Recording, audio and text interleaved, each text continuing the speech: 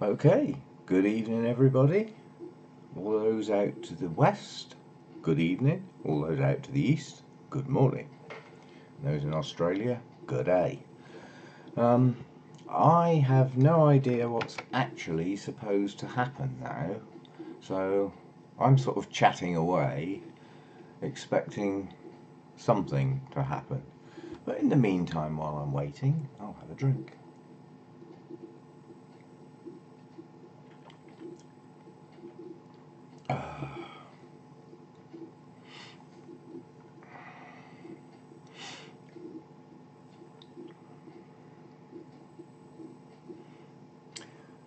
Okay. I'm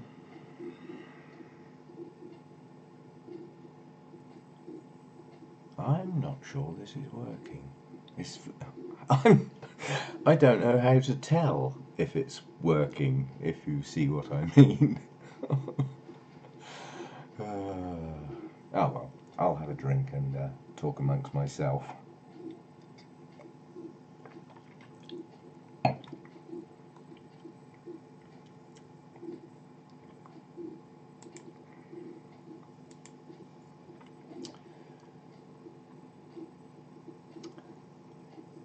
Okay, I know what I was going to say. Private messages, they're stopped again, unless nobody's talking to me, of course. But I had one several days ago asking about dendrobiums, which is why I did the video this morning.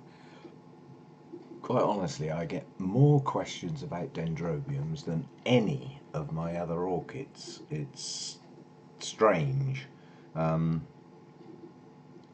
of my orchids, I find them some of the easiest. Yes, there are different types, but within them, I find them quite easy, personally speaking.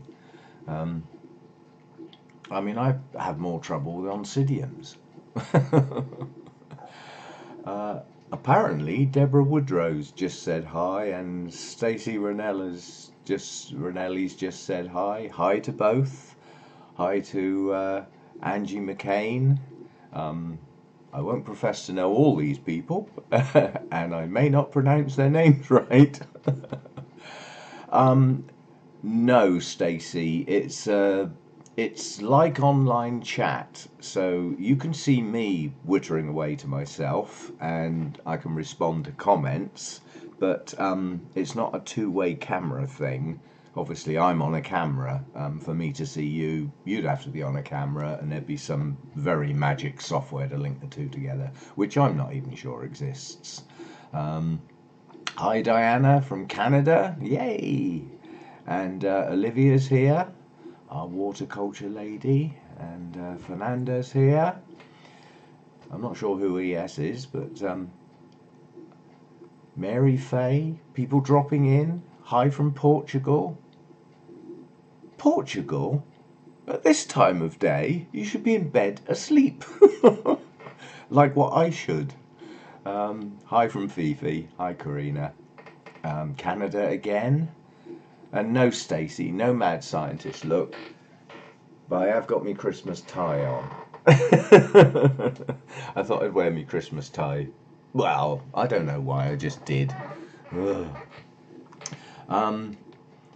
Oh, Winded Axe is here. Hi from Inverness in Florida. Well, now to me that's a contradiction in terms, because for me Inverness is Scotland, but obviously there are many English, Scottish, Irish and Welsh cities that took their names over to the States in the days. Hi Eric from Kansas. Yeah, I know Kansas City is in the USA. There's lots of places I've never heard of in the USA. And Laura Paws here from Missouri. God, all these places I've heard of. All dressed in a tie and such. Oh, I see, you stayed up because you had a nap. Of course I didn't. I didn't put a film on the TV and watch it and fall sound asleep, and my alarm woke me up 10 minutes ago and I had to rush. That certainly didn't happen to me. Deborah's asking, how many orchids in my orchid journey do I think have died? That's a strange one, because I'd have to split them into two. Those that I didn't know how to look after, and went downhill, etc., like that. But don't forget, I also had Fusarium. Now, I can't, I've rescued some of those, which I'm quite proud of. But, if you get plants with that, and they're too far advanced with the fungus, they're going to go down. Basically, you're wasting your time trying to save them. But those that you can catch early enough can be saved, depending on the type of orchid. But how many do I think I've lost? I had about 30 Cattleyas once. Over half of those went down with Fusarium. Probably 2 or 3 Oncidiums, maybe 4. And I haven't had Fusarium in any other types of orchids that I know of, unless there's anything lurking. So, yeah, I suppose in total, I mean, I've got 200. I've probably lost 30 or 40 in all my time. A lot more at the beginning than nowadays. But I still lose an odd one now and again. Hello, Heather. From, what's this? Marietta, Ohio. Vince is here. I'm glad there's somebody stayed up in England. Who else have we got? Oh, John Greco's here. Orchid Dude BCN. I presume you've been working, that's why you're up late? Or can you just not sleep? Do you research your purchases ahead of time, or do you figure it out after? Both, quite honestly. I am still subject to, pretty blooms must have. But a lot of the time nowadays, I don't want too many more orchids, so I have a wish list, which I have already researched. And quite honestly, for me nowadays, it's long-lasting, fragrant blooms that I like the colour of, and the type of plant that I know is going to work okay in the grow room. Those sort can go on the list. How do I cure them? Stacey asks. I presume we're going back to Fusarium again. Fungicide, basically. Quite honestly, if Anna Maria... Miracle Orchids, if you go to that channel, you can get a list of chemicals that work. All I would say is that whatever fungicides you use, don't just use one. Try and get 3 and alternate them, but make sure you stick to the regime it says on the bottle or the packet. If it says do it every 14 days, then do it every 14 days. Don't skip a few weeks like I do sometimes. So yes, I normally nowadays research ahead of time, but a lot of the time it's not at individual plant level, it's the type of plants. I've got a lot of Lynn. Oh, of course, it's daytime. Good day, Lynn. It's Lynn from Australia. I can't keep up here, slow down you lot. I look spiffing, old chap. Well, you got to do your bit, ain't ya? Quite honestly, the tie was left out from yesterday from our Orchid Society thing. Have you ever grown monkey face or Dracula orchids? No. They're sort of on the list. My Masdevallias aren't doing as well as they once did. But my Restrepias do well, and Dracula's like similar environments, cool temperatures, high humidity, don't blind them in the sunshine. So one day I will probably try some Draculas. The only downside with those is the blooms hang downwards, yeah? Which means to appreciate them, they need to hang up higher. Well, the higher you go in my grow room, the warmer it gets, which doesn't suit them. And that's really... I don't know. It's really why I've never tried them. It's the fact that they would look best hung up in the roof, and that's the worst place I could possibly put them. The brightest light and the warmest temperatures. So I don't. As for As we're at the end of the year, what have been your biggest successes and failures from the last year? My biggest failure was not detecting Fusarium earlier and saving some more of my Cattleyas. I'm still quite annoyed that I let that go undetected. The information was out there. I was just doing the head in the sand, I think, and not believing I had it. But once I realised I did and realised the symptoms, treatments were applied, and I'd say I had about a 50% success rate, which is not good, but it's better than throwing them all out the yard and putting a flamethrower on them, like some people recommend.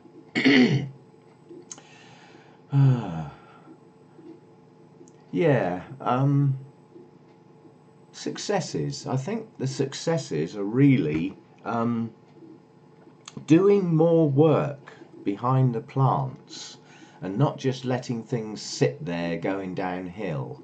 It's literally looking at the plants really regular and keeping my eye on things, trying different things. I've had things that I thought were doing great on mounts that weren't, and now they've been potted up in other media, they've grown better.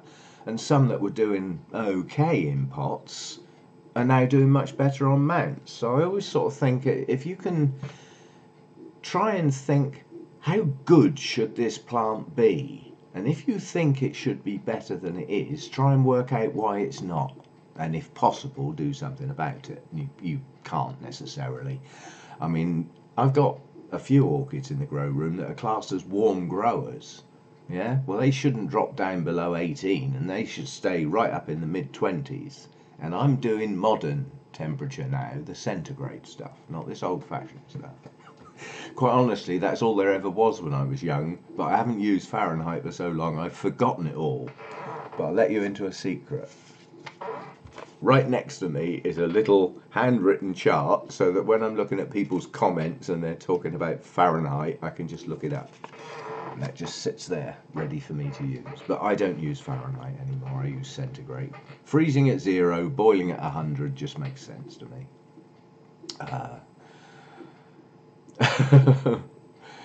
Oh, John's just been told off for not doing any filming lately. Who did that? Who's been telling my friend John off? Oh, Stacey. He's a working guy, for goodness sake, and he works in a restaurant. Have you seen the hours those sort of people work? That's probably why he's still up. He's been working tonight. What, if anything, do I plan to do next year? Things different for next year? Actually, not that much. The big difference coming to the end of this year is taking more shade netting off. And first chance I get, I'm going to take more off. So every year a little something changes. And back in the summer, for the first time ever, I only had one layer of shade netting on the sunny side. It's always had two. So and now it's down to half because it's been lowered down halfway. Hi Jessica. Just moved to Utah, USA. From where? Oh, by the way, you guys, we've got snow. Not me. No, we don't get snow on the south coast. But Archie's had snow today. Rachel's had snow. There's some snow about. It's been on the news. I told you, didn't I? 1 centimetre of snow and the country grinds to a halt. But I didn't see any here. We had heavy rain overnight and into the morning. And then we had a gale for a while. And now it's all gone quiet and got cold again. Never the same for more than 10 minutes. Apparently it's 9 a.m. in Australia where Lynn is. And Lynn is, I can't remember whether she's East or West Australia, but you know, Australia's a big place as well, so they've actually got time zones at either end. And a lot of people think New Zealand sits underneath Australia. Well, actually it doesn't. It's out to the side, so they've got their own time zone as well. You know, so... Stacey, if you look at some of the Draculas, they look like monkey faces. That's their nickname, but they do genuinely look like monkey faces. I'll tell you a story. At the New Forest show, one of the guys in the Orchid Society is a bit of a laugh, shall we say. But I had to tell him. I had to tell him off a little bit because of what he was doing. We had lots of pictures of orchids that looked like things, like the dove orchid and various other things. And we had some Draculas, monkey face orchids, and they were for the children. These pictures for the youngsters to come and try and get them interested. And basically, he was telling this story that these flowers have special powers and they attract the monkeys in, and when the monkey gets too close they take their spirit away and absorb their face. And I said, you can't do that to kids, they'll be having nightmares. Come to think of it, so will I. He was having a laugh, but it was a little bit over the top. Or I thought it was anyway. I may have a go at Dracula's next year as a little experiment. Hi to Jerry Palmer. Hi to Eileen. Yes, I am all dressed up. Special for someone, but they're not here yet. What do we have? Did you build your greenhouse on your house, or was it there when you moved in? It originally was a conservatory, so it's attached to the house. This is actually my mum's house. She doesn't live here, she lives somewhere else at the moment, so I'm sort of living in it and looking after it for her. But it was a conservatory that didn't get used 7 or 8 months of the year. It was either 50 degrees C out there or below freezing. So it was just not used. All I ever used to do was dry the washing out there in the summer. So I thought about trying to convert it to get some plants out there, and it took a lot of faffing around before I actually got it how I was happy. But yes, it's attached to the house and it borrows heat during the winter from the lounge area where I'm sitting now. So as soon as I go to bed, I'll open the door and let the heat out of the downstairs into there, and it saves heating it up to take the chill off it in the winter. And if it still gets cold out there, I still get, it's still got a heater out there. So that's that. What else? What orchid would I never grow? Now, I'm going to get shot to pieces for this, metaphorically speaking, because I do have certain skills. I can't stand catasetums. Sorry, guys. I know there's lots out there. I just don't like them. And you know what, I can't even give you a good reason. I just don't like the thought of things that look like skinned cucumbers with no leaves on the top for half of the year. So I won't be growing catasetums. I just don't like them.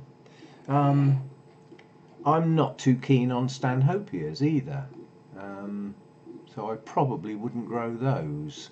And I'd be very reluctant to buy an orchid that I had never heard of, an actual genus of orchid that I didn't know, because if I don't know it, I'm going along the lines that it's pretty obscure, and if it's pretty obscure, I probably won't be able to find out how to look after the flipping thing. So I do tend to stick to reasonably well-known stuff.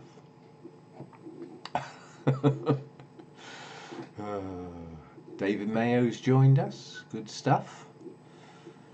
And that's from New York. I bet they've got snow. It's funny actually, unless you watch the news and look at the news, you don't appreciate just how much snow places like New York get. You don't sort of think of them as being 3 foot under snow, but they do get a bit. We don't.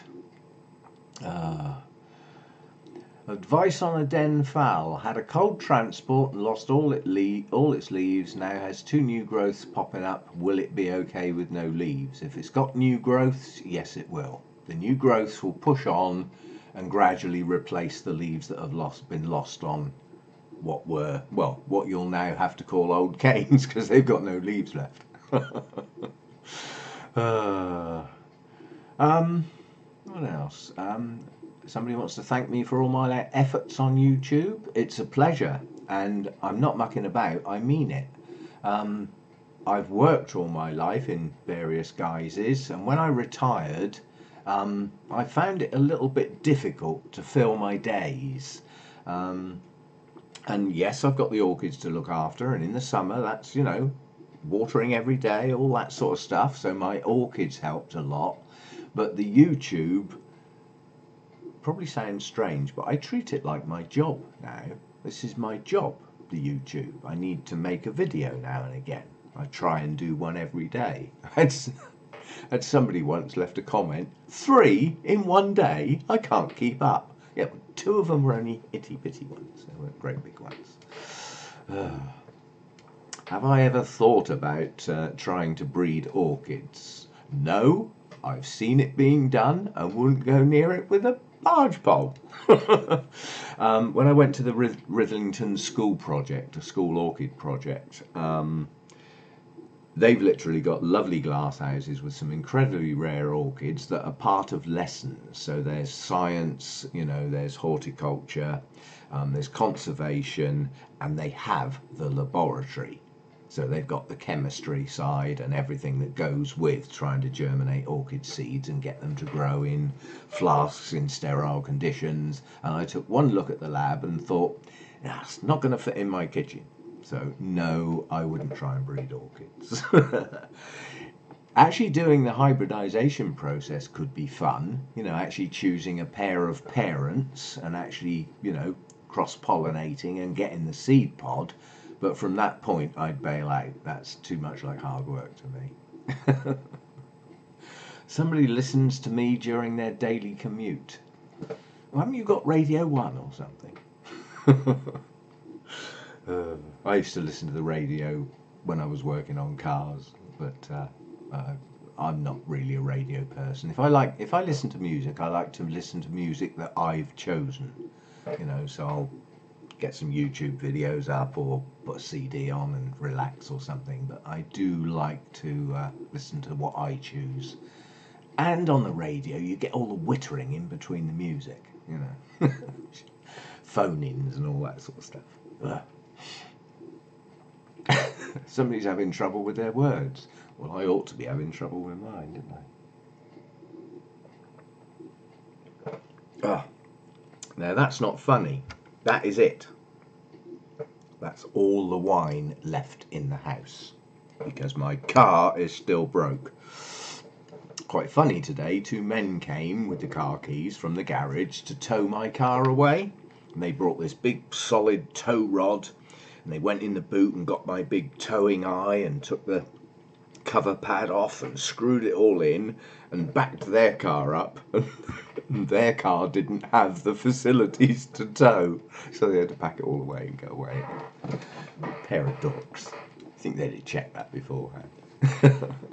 How many do I have on my wish list? About 10. Something like that. If I was starting over collecting orchids, what would I do differently?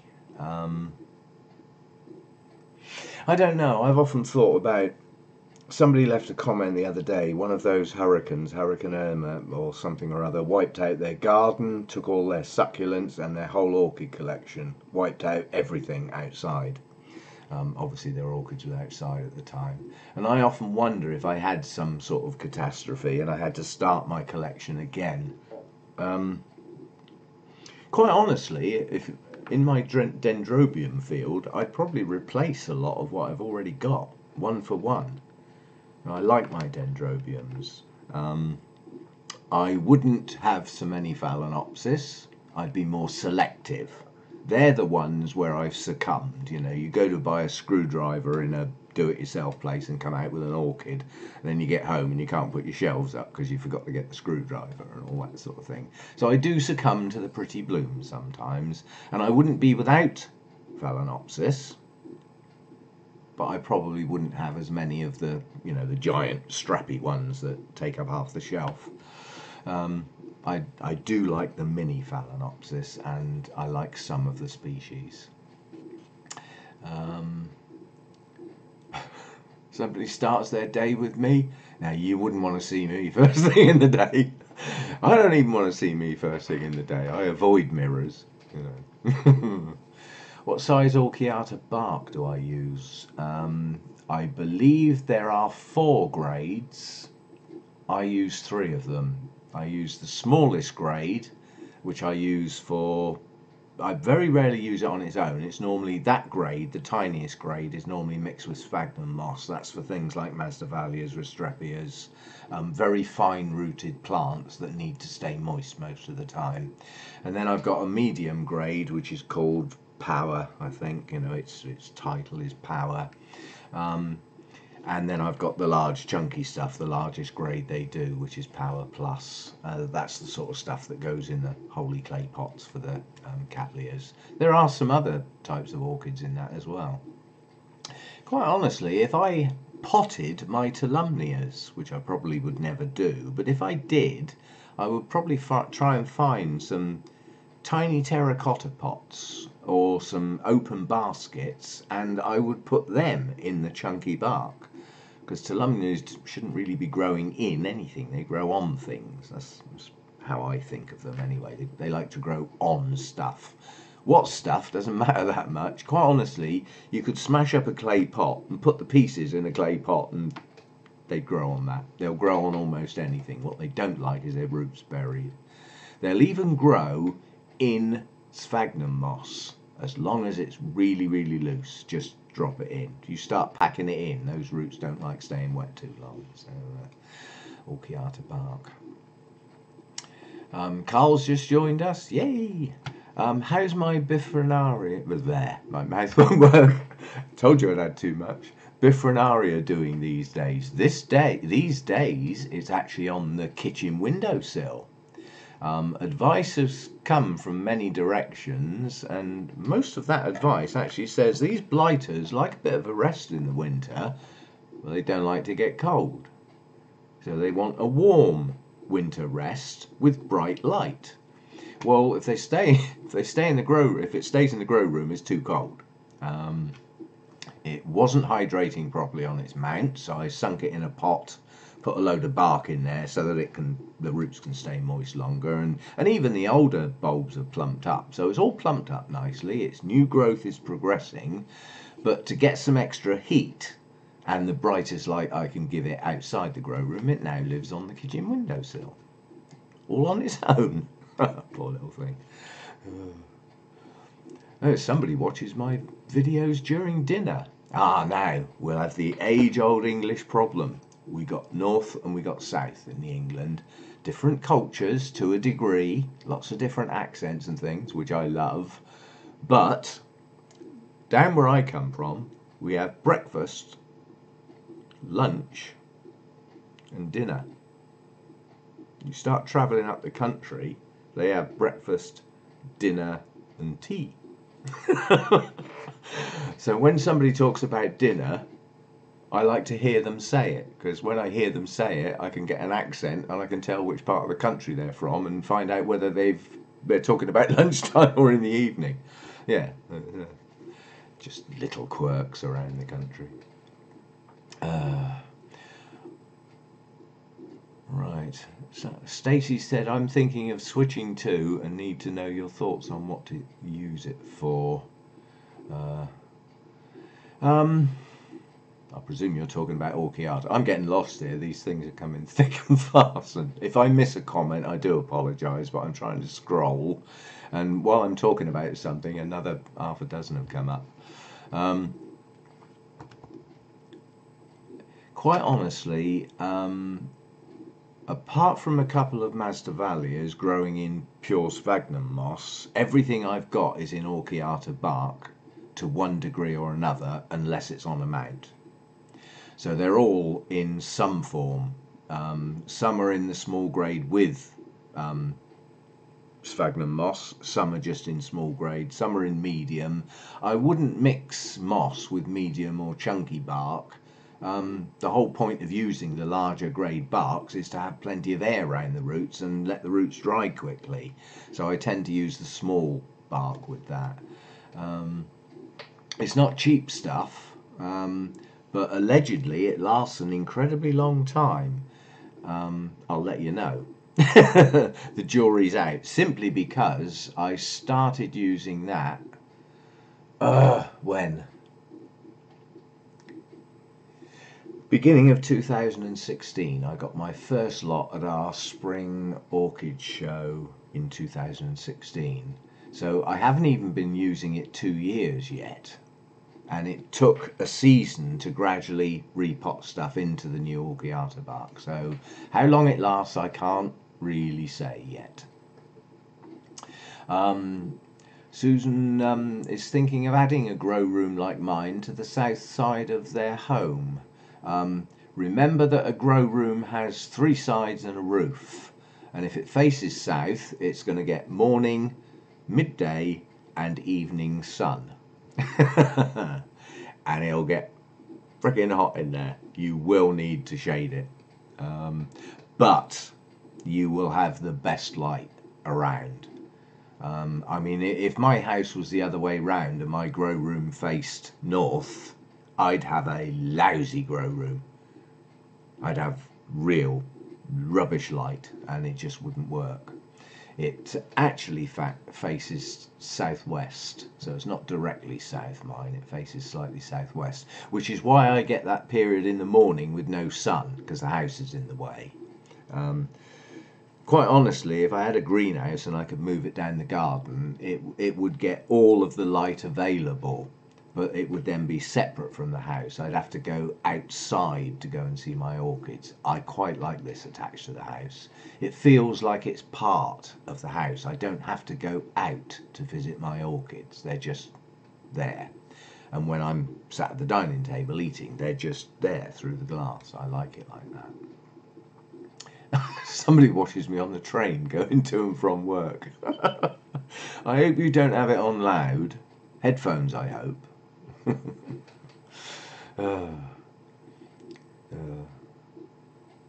Somebody else also potted their plants in Orchiata. I was recommended it by quite a few of the growers at both orchid societies. There are some of the growers at the orchid societies I don't take a huge amount of notice of, because if you ask them something, the words they will say are 50 years old, and they will never change those words no matter what anybody else says. So I take what they say with a pinch of salt. Whereas, I mean, I'm old, I'm not a youngster, but I like the ideas that come in. I like people that try new things. I mean, I've always said, if 10 years ago somebody told me you could grow a phalaenopsis standing in a glass of water, I would have laughed out loud. The original LOL. Oh, it's not a bog plant, it doesn't grow in water. Well, yes, it does. So you have to learn, you have to expand your mind and think about other things.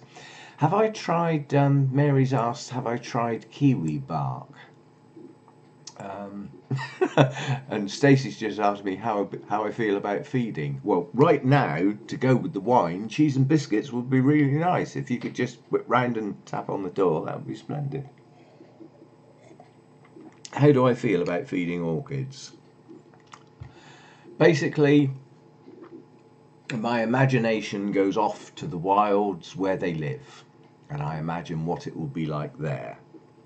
I've got a very good friend at one of the orchid societies who's been there with his science coat and his goggles on, and actually stood out in monsoon rains with test tubes catching the water running off the roots of the plants, and then tested it. It don't get more practical than that, does it? And he's come up with the fact that in certain environments, those orchids are actually getting quite high levels of feed when it rains, but then it stops.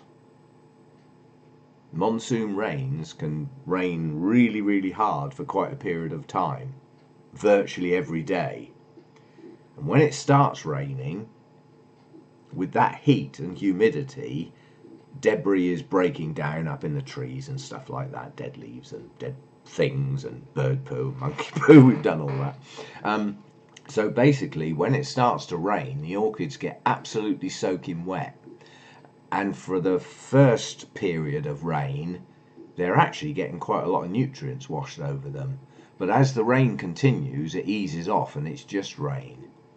Now stop and think about this. That's how it happens. right? So these people who say you must water your plant first and then feed it, that's not quite what happens out in the wild. Basically, it's the initial flush that gets those nutrients going down the tree trunks and down the branches and all that sort of stuff. After that, it's just clean rain. There isn't anything left to wash off until it has time to settle down and dry off and get hot and clammy in the sun again. So, yeah, my mind always goes to the wilds. They get a little bit quite often when it's raining. And in a lot of tropical places, it can rain an awful lot, virtually every day, for quite a long season. And then it eases off. Some places it doesn't ease off as much as others, but go to where they come from and think about what would be going on there. I don't feed high levels. I did at the beginning of last year and suffered the consequences. I still don't know whether to blame the levels of feed or the actual fertiliser I was using, but let's put it this way. Since I started using the MSU formula this year, I haven't had any burnt roots. I rest my case, Your Honour. I'm not even going to mention the other stuff that I was using because that turned into a right saga, that did. Quite a few of us ganged up on the manufacturer and they took no flipping notice of us at all, and some people were treated like idiots that don't know what they're doing. Yeah, well, when you've got 50,000 subscribers, there's a degree of knowing what you're doing. And they took no notice of certain individuals and I got cross. That was the first time I ever blocked anybody off of my channel. And his two buddies, come to think of it. And I've only done one since, and that was the bad language not that long ago. Where are we now? I'm losing track here. As I do. God, this is difficult scrolling up and down. It goes so quick.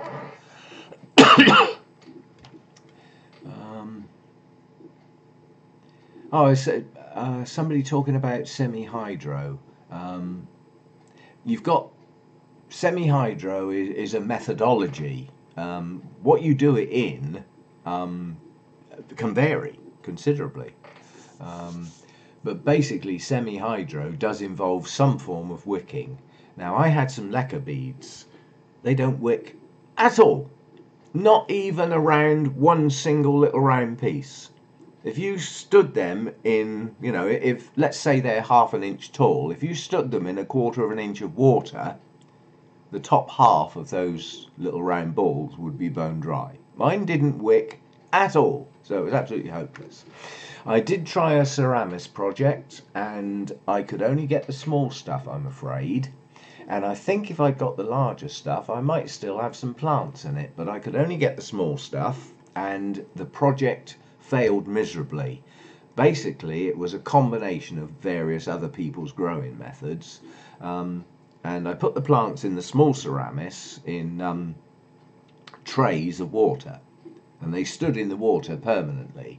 But unfortunately, with my very high humidity in the air as well, the base of the plants started to get rotten.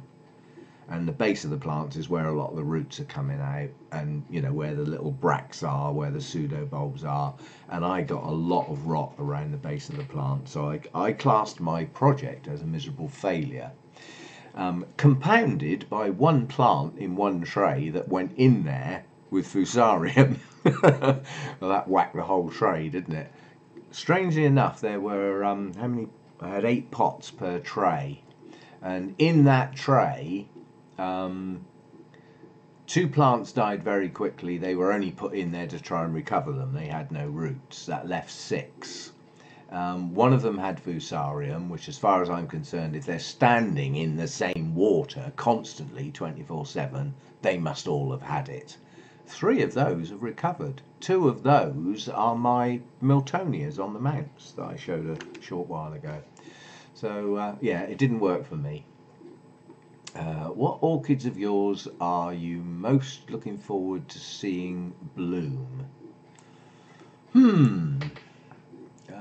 I'd like to see the Arangus bloom again. after losing all its blooms after only a few days, and I've still got one Orangus that hasn't bloomed yet. But you have to bear in mind the blooms on Orangus are incredibly similar, so it won't be anything spectacular. What have I got here? Ah, Rhyncholalia glauca.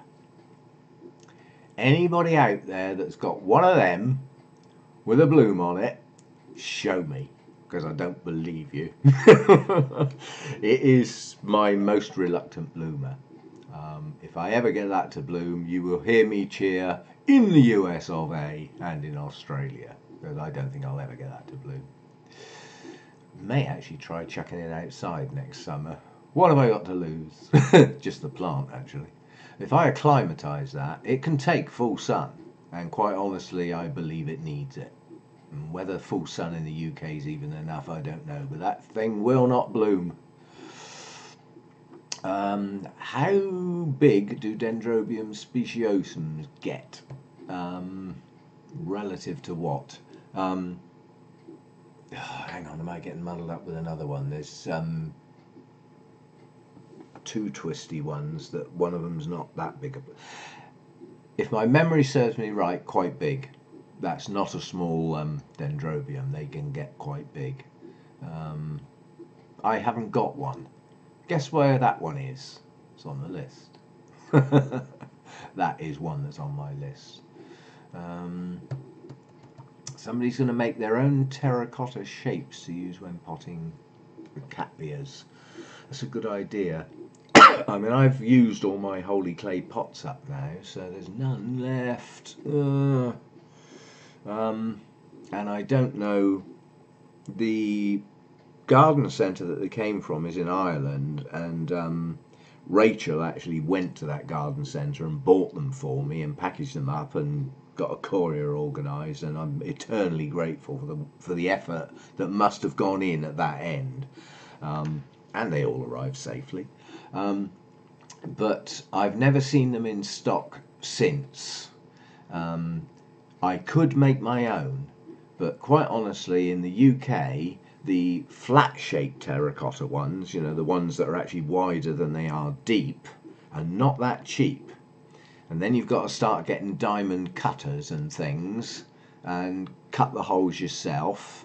And if you try and get the holes too close together, you're highly likely to break the pot. And it all sounds like quite a lot of faffing around to me. Plus, the pots aren't that cheap. Those ready-made ones were cheaper than I would be able to get just ordinary clay pots with no holes in. So if they're ever repeated, I'll have some. Rachel will be in bed now, she won't be listening.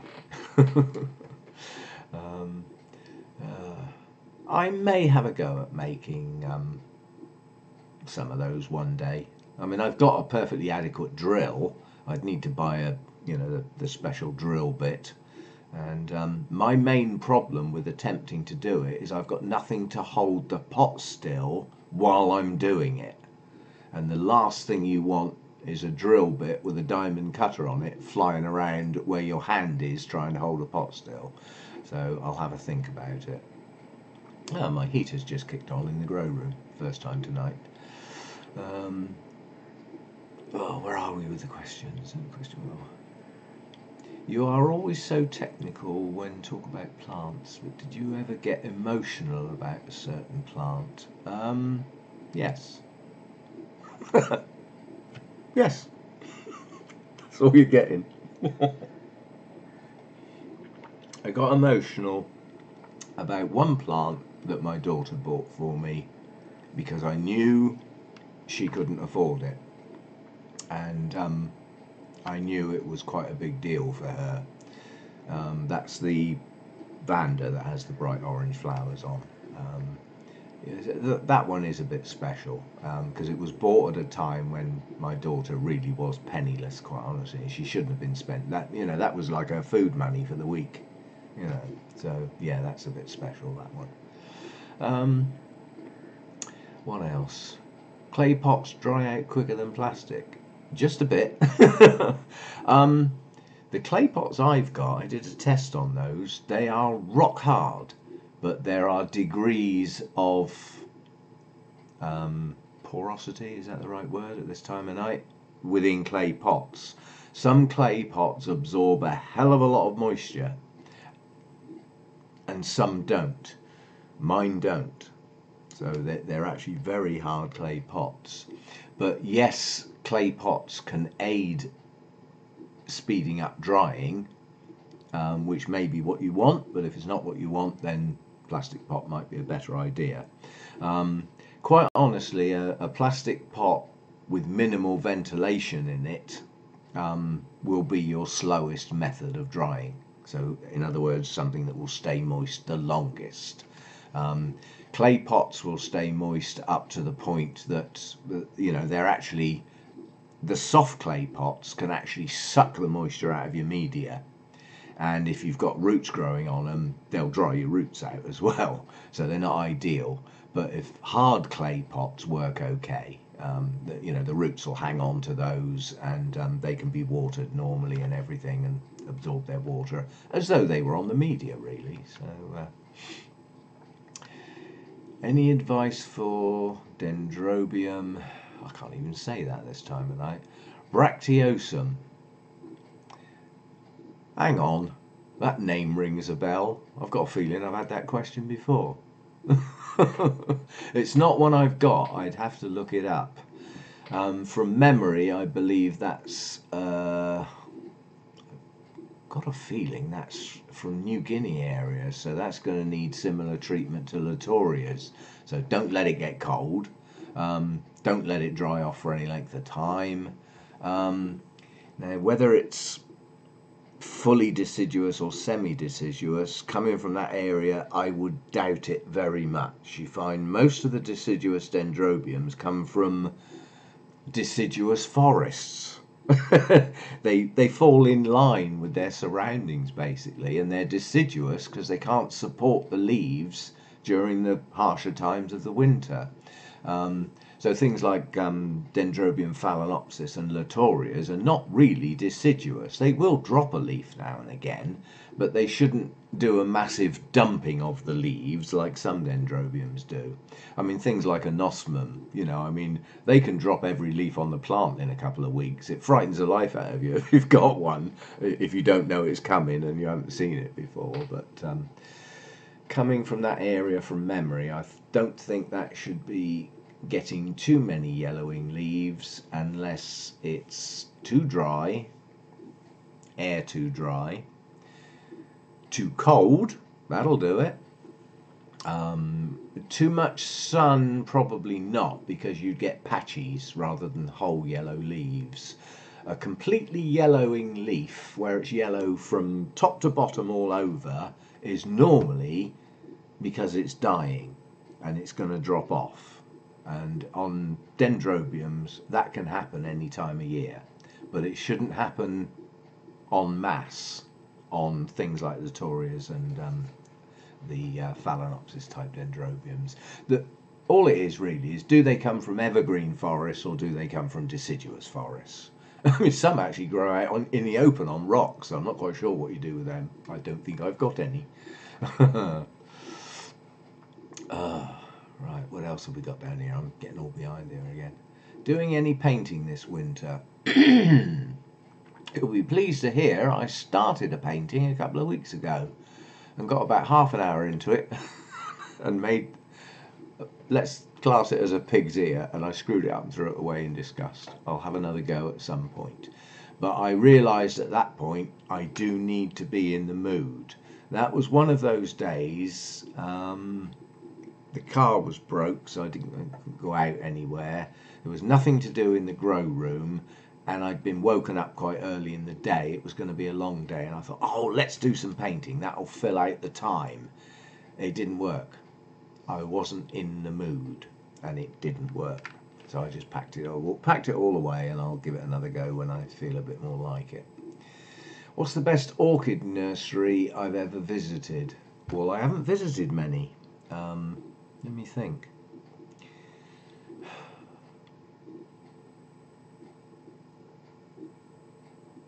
Burnham's. Because in the UK there aren't many left. So really, it's Burnham's. I mean, I haven't visited any outside the UK.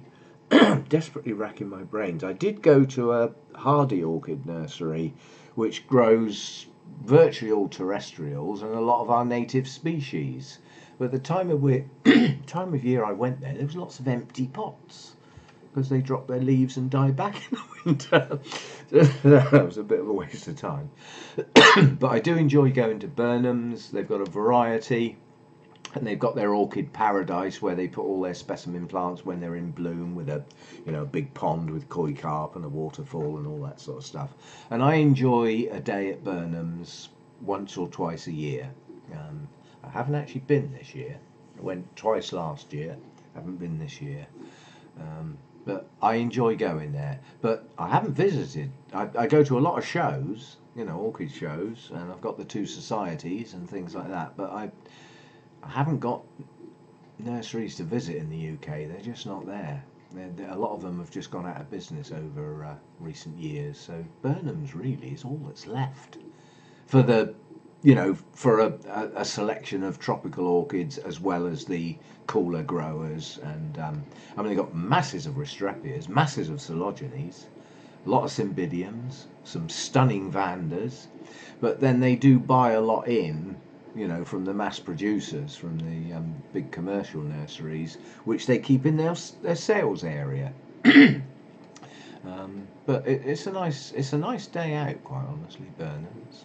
I think the best greenhouses I've ever visited are either Kew, Wisley Gardens, or the Rithlington School Orchid Project, because their glasshouses are pretty special. They've got orchids in there that are now extinct in the wild, and they don't know of anybody else that have got any, so they may have the only species left of certain orchids.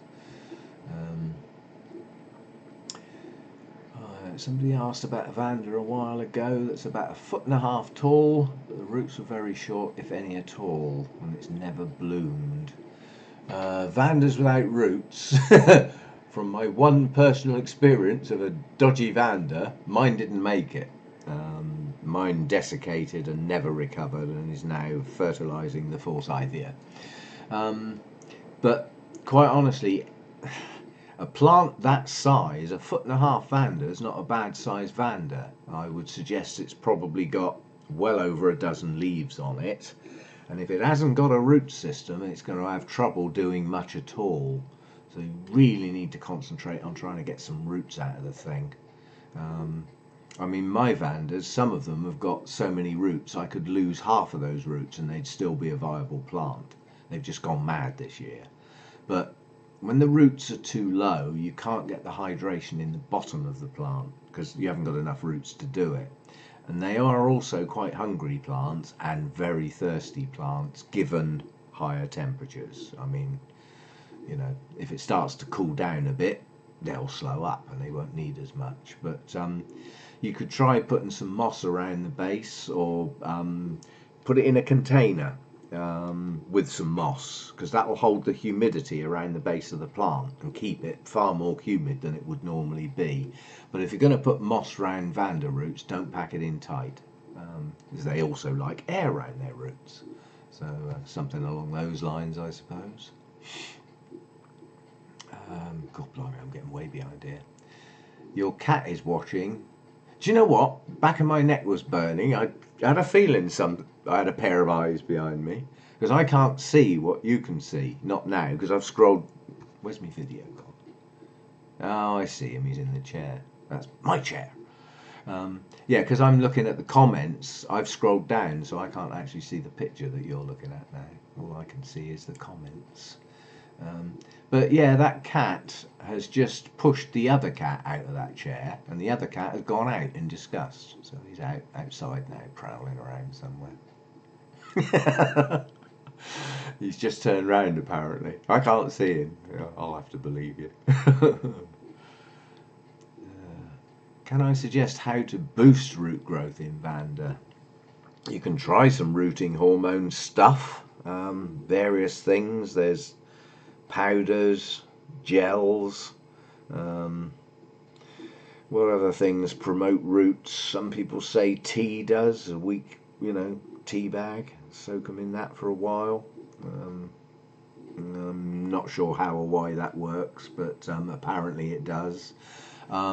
You can also get a lot of the seaweed-based organic fertilizers have got things like hormones and stuff that encourages roots to grow. You might want to try soaking the base of the plant in some of that. Yeah, various things. Probably all work, but if the Vanda's not going to make it, then none of them will work, because if it's not going to make it, it's not going to make it. Somebody says their Rhynchostylus, Susan says their Rhynchostylus didn't grow roots at all until it was put into full water culture. Well, I can understand that, although I don't do water culture, probably never will, but I won't rule it out. But mine was in bark in an open basket, and the idea was they like to drink. They're thirsty plants. So I thought if I put it in bark, it'll stay moist longer. But it didn't like the air being shut out.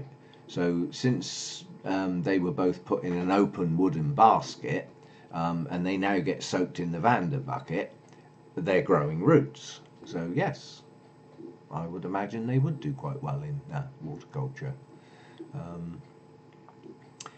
They look chunky and sturdy enough that they're probably not susceptible to rot either. So standing them in water for whatever period of time you do it.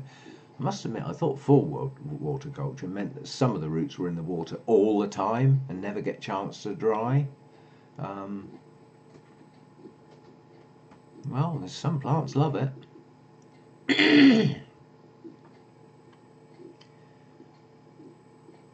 Hello, somebody's got really excited because they found a Brassavola nodosa at a big box store.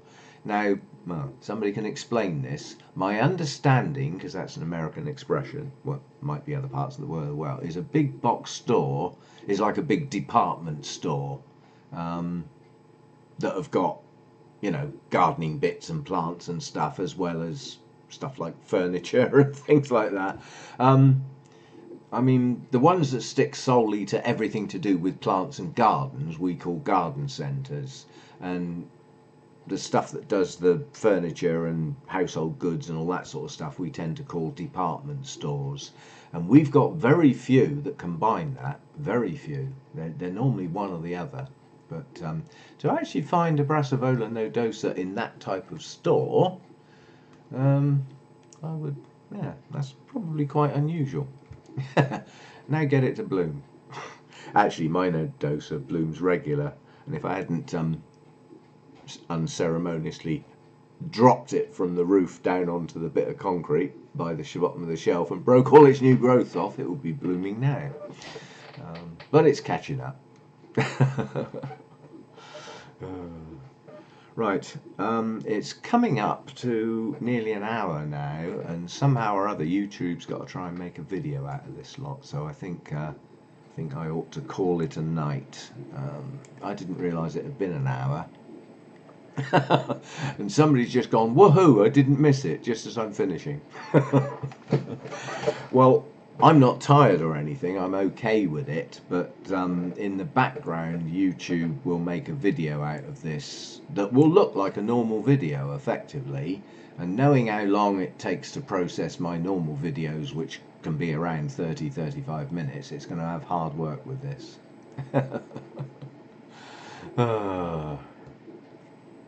Just love it when I described an American store. Yeah, I think some people get some pretty good plants from some of those American big box stores, you know, the likes of Lowe's and things like that. But yes, yeah, I think, as I said, that's virtually exactly an hour, so it sounds like a good time to go bye-byes. I've got a job to do before I go bye-byes. I've got to finish this and feed the cats. Then I can go bye-byes. Don't forget, I will do another one of these but the next one I do will be more for the European time zones. So the GMT time, the UK time, is more likely to be about 7 or 8 o'clock on a Sunday evening. Whatever time that is in other parts of the world. Again, you'll have to work it out. What do you mean, see you at breakfast? Oh, I see what you mean. Yeah, see you at breakfast. I will do them again, I believe. Yeah? I mean, I'll have a look at what this actually looks like, because obviously I'm not seeing what you're seeing. All I'm doing is looking at a big row of comments. Note, how is my car? Still broken. Drat it. Men will be coming to take it away tomorrow and give it another go. Okay, that's it. Thanks for joining me. It's really appreciated. It's been quite fun, and quite honestly, it's when you're on this end, it's quite difficult to keep up, because the little window you get, which won't expand, is about that big. Well, if you can imagine, some comments are 2 or 3 lines. I can only see, well, a one-liner I can see 8, and at one point they were coming in like 1, 2, 3, 4, and I was having a job to read them, so I've had to scroll back up to sort of try and catch up, and try. If I've missed anybody, I do apologise, but they've been coming in at a fair old rate, and thank you all for joining me, and yeah, I'll probably do it again. I've got the camera, I've got it set up. It's not exactly difficult. This time of night might not be get repeated too frequently, although it wasn't too difficult. Okay, all I got to do is work out how to stop the flipping thing. Oh, I know. I go into there and press stop streaming. Bye. Thanks for dropping by. Bedtime for those who need bedtime. Lunchtime for those who need lunch, etc. See you in my next video. Thanks for stopping by. Bye now.